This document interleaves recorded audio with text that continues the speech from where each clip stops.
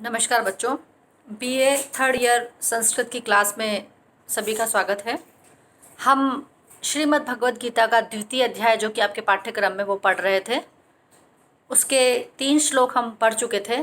चौथा श्लोक अब हम प्रारंभ करने जा रहे हैं। यहाँ पर अर्जुन, अभी तक श्री कृष्ण जो है अर्जुन को समझा रहे थे, अब अर्जुन क्या बोल रहे हैं।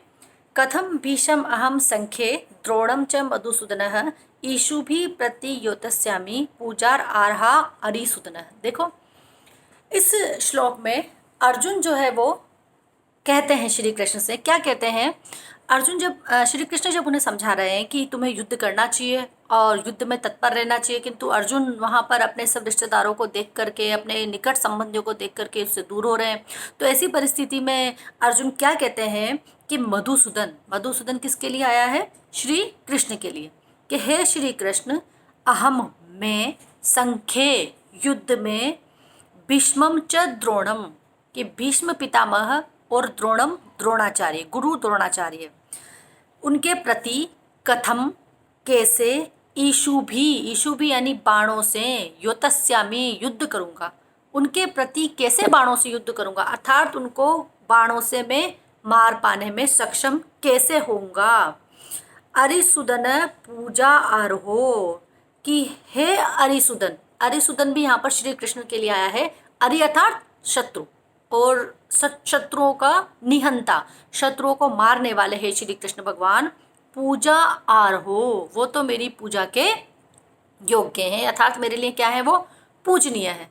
तो देखो, यहाँ पर फिर से अर्जुन का दौर्बल्य दिख रहा है, उसकी मानसिक दुर्बलता प्रकट हो रही है। जो एक जीव के अंदर की जो वास्तविक प्रवृत्ति है कि वो अपनों से कितना अटैच रहता है, वो किस प्रकार से उनके प्रति कुछ भी बुरा कार्य वो नहीं कर सकता, वो उनकी प्रवृत्ति प्रकट हो रही है यहाँ पर, कि वो बार बार युद्ध से बचना चाहता है। तो यही बात वो समझा रहा है कि आप ये बताइए मुझे, श्री कृष्ण से वो कहता है कि आप मुझे ये बताइए कि मैं कैसे युद्ध कर सकता हूँ। मैं युद्ध क्यों नहीं कर सकता? इसलिए नहीं कर सकता क्योंकि जो द्रोणाचार्य हैं वो मेरे गुरु हैं और भीष्म भी मेरे लिए वंदनीय है। तो इन दोनों के प्रति तीर चला पाना क्या मेरे लिए वो हो पाएगा? क्या मैं ऐसा कर पाऊंगा? वो खुद ही इस बात को सोच रहा है और ये समझाने की चेष्टा कर रहा है श्री कृष्ण को कि मेरे लिए ये चीज़ संभव नहीं है, मैं ये कार्य नहीं कर पाऊंगा। और वो स्वधर्म कर्म से पीछे हट रहा है यहाँ पर कि कथम कैसे संख्य युद्ध में मैं, आप चलो ठीक है, जो श्री कृष्ण से इस प्रकार से कहता है कि भाई कौरवों की बात में फिर भी, लेकिन भीष्म तो मैं परम वंदनीय, परम पूजनीय मेरे लिए हैं और पूजा के योग्य है मेरे लिए, तो उनके प्रति मैं यहाँ पर युद्ध नहीं कर पाऊंगा।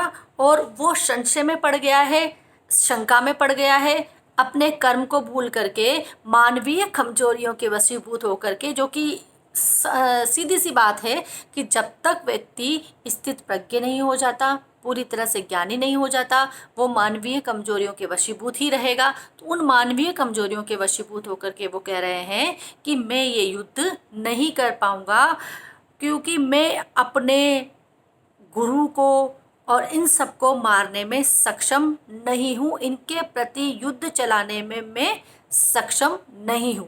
क्योंकि गीता की ऐतिहासिक परंपरा को अगर हम देखते हैं तो अर्जुन ने द्रोणाचार्य से ही शास्त्रों की शिक्षा ली थी। द्रोणाचार्य उनके गुरु थे, सारे शास्त्र शिक्षा उन्होंने द्रोणाचार्य से ली थी। और भीष्म जो है उनके पितामह थे, परम ज्ञानी थे। तो भीष्म चूँकि पितामह हैं और द्रोणाचार्य चूँकि उनके गुरु रहे हैं, उनके प्रति बाणों को उठाना मेरे लिए संभव नहीं है। फिर वो कहता है आगे, अर्जुन कहते हैं आगे, गुरुन हत्वा ही महानुभावान श्रेयो भोक्तुम भैक्ष्यमपि इह लोके हत्वार्थ कामास्तु गुरून् इह भुंजीय भोगान रुधिर प्रदिक्तान। अब देखो, जब अर्जुन यह बात कह रहा है कि मैं ये युद्ध नहीं कर पाऊंगा क्योंकि मेरे अपने हैं, ये सब बातें वो कह रहा है, तो इससे आगे जा कर के वो श्री कृष्ण से अब कहता है कि चलिए ठीक है, आपकी बात मान करके मैं युद्ध कर भी लेता हूँ और युद्ध करने के बाद मैं उसमें जीत भी जाता हूँ, तो मैं इन भोगों को, जो मुझे सत्ता मिलेगी, जो मुझे भोग मिलेंगे युद्ध जीतने के बाद, उनको भोग पाने में समर्थ नहीं हो पाऊंगा। क्यों नहीं हो पाऊंगा?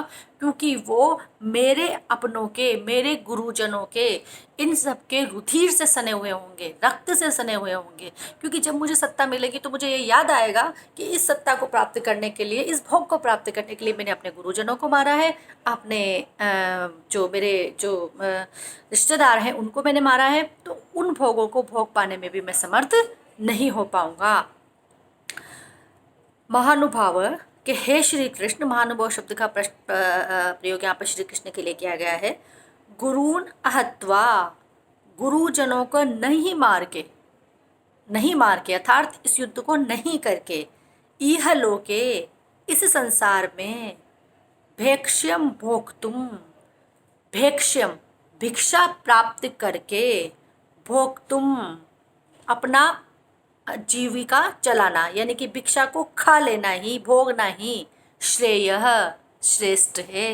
वो यहाँ तक कह देता है कि अपने गुरुजनों को अहत्वा, में नहीं मारूंगा, और नहीं मार करके ठीक है क्या होगा, मुझे यहाँ से निकाल दिया जाएगा, सत्ता सारी छीन ली जाएगी, तो मैं भिक्षा पाके ही चाहे से अपना गुजारा कर लूँगा, वही मेरे लिए श्रेष्ठ है। क्यों श्रेष्ठ है? ही, क्योंकि, ही शब्द क्योंकि के लिए, अर्थ कामान, क्योंकि अर्थ की कामना से, अर्थ यानी कि धन की कामना से, 4 पुरुषार्थ हैं हमारे भारतीय संस्कृति में, तो अर्थ भी उनमें से एक पुरुषार्थ है, धर्म, अर्थ, काम और मोक्ष।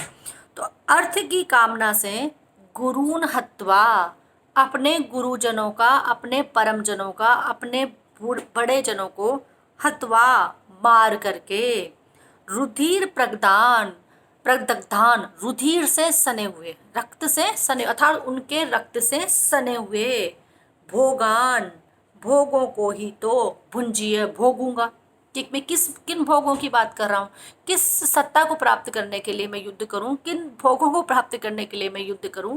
क्योंकि जब युद्ध करके भी मुझे जो सत्ता मिलेगी, जो भोग मुझे मिलेंगे, वो सब रक्त से सने हुए होंगे, मेरे अपने ही गुरुजनों के रक्त से सने हुए होंगे। तो मैं ये नहीं कर सकता। इससे अच्छा है कि मैं भिक्षा प्राप्त करूँ, और भिक्षा प्राप्त करके जो है मैं अपना जीवन चलाऊँ। ये बात यहाँ पर उन्होंने कही है। किसने कही है? अर्जुन ने। अब देखो कि अब ऊपरी तौर पे अगर देखा जाए इसमें, तो यहाँ पर अर्जुन को ये लग रहा है कि अर्थ, धर्म, काम और मोक्ष, जो धर्म, अर्थ, काम, मोक्ष, जो 4 पुरुषार्थ हैं, उनमें जो श्रेष्ठ श्रेणी में जो काम, मोक्ष या फिर धर्म है, उनको छोड़ करके मैं अपने अर्थ के पुरुषार्थ के पीछे क्यों भागूं? क्यों? क्योंकि अगर मैं ये युद्ध करता हूँ और युद्ध करने के बाद अगर मैं जीत भी जाता हूँ, तो ऐसी परिस्थिति में मेरा कौन से पुरुषार्थ की प्राप्ति हो रही है? ऊपरी तौर पे देखने में कौन से पुरुषार्थ की प्राप्ति हो रही है? अर्थ की प्राप्ति हो रही है। तो मैं धर्म के लिए प्रयत्न करूं, मोक्ष के लिए प्रयत्न करूं। हालांकि बाद में श्री कृष्ण को समझाएंगे कि अगर तुम अपना स्वधर्म कर्म करते हो, अपना कर्तव्य पूरा करते हो, तो तुम्हारे केवल तुम्हारे अर्थरूपी पुरुषार्थ की यहाँ पर प्राप्ति नहीं हो रही है, बल्कि तुम्हें इससे धर्म और मोक्ष की प्राप्ति होगी। क्योंकि अपने कर्म से बढ़कर के, स्वधर्म कर्म, निष्काम कर्म से बढ़कर के ऐसा कोई रास्ता नहीं है जिसको करके कि आप मोक्ष की प्राप्ति कर सको। तो लेकिन ऊपरी तौर पे उनको ऐसा लग रहा है कि इस कार्य को करने से केवल मुझे अर्थ रूपी पुरुषार्थ की प्राप्ति होगी, और उन भोगों को भी मैं खुश रह करके नहीं भोग पाऊंगा। अगर आप साधारण उस वो यहाँ पर एक तरह से हम ये भी कह सकते हैं कि अर्जुन जो है वो धर्म के रास्ते को भूल गए हैं और मिथ्या वैराग्य के फेर में पड़ गए हैं। मतलब वैराग्य कि मैं तो वैराग्य ले लूँगा, भिक्षु बन जाऊँगा, वो मिथ्या है, वो झूठ है। क्योंकि वास्तव में स्वधर्म करना ही सबसे बड़ा वैराग्य है गीता के अनुसार। तो इसीलिए वो इस प्रकार से इस मोह में पड़ करके रक्त में सने हुए सुखों को भोगने की बात नहीं कर रहे हैं। और वो कहते हैं कि मैं जब उन भोगों को भोगूंगा तब भी मैं, और बार बार वो अपने जो उनकी मानसिक दुर्बलता है उसको मोह से ढकने का प्रयत्न कर रहे हैं कि मेरे को इन सब से मोह है, ये मेरे सब अपने हैं।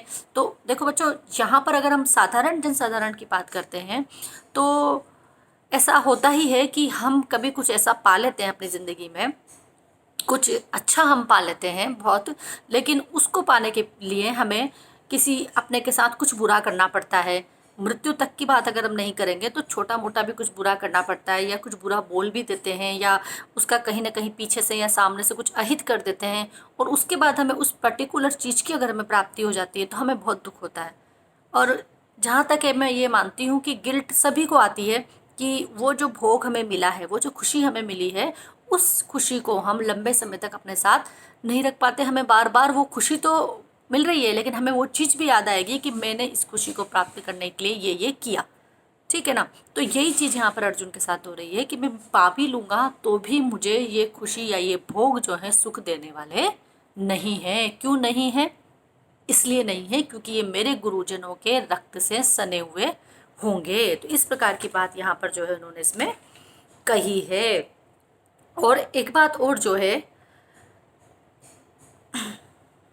कि अर्जुन जो है यहाँ पर ये नहीं समझ रहे हैं कि युद्ध में जो है वो कार्य करेंगे तो वो उनका कर्तव्य का मार्ग होगा और वो सावधानी का मार्ग होगा। यानी कि निष्पक्ष होकर के कर्तव्य पालन करने से ज़्यादा बड़ा, निष्पक्ष होकर के अगर आप अपने कर्तव्य का पालन करते हो तो उससे बड़ा कोई भी कार्य नहीं हो सकता। तो इसीलिए यहाँ पर श्री कृष्ण अर्जुन को ये बात समझाएंगे। लेकिन चूंकि अर्जुन भी एक सामान्य व्यक्ति हैं, और सामान्य व्यक्ति के समान ही उनके मन में मोह ममता, जो मानसिक दौर्बल्य सभी व्यक्तियों के मन में होता है, वो उनके मन में भी है। इसीलिए वो भी ये युद्ध नहीं करना चाहते और युद्ध से विमुख हो रहे हैं। इस प्रकार की बात यहाँ पर आपके इस श्लोक में समझाई गई है।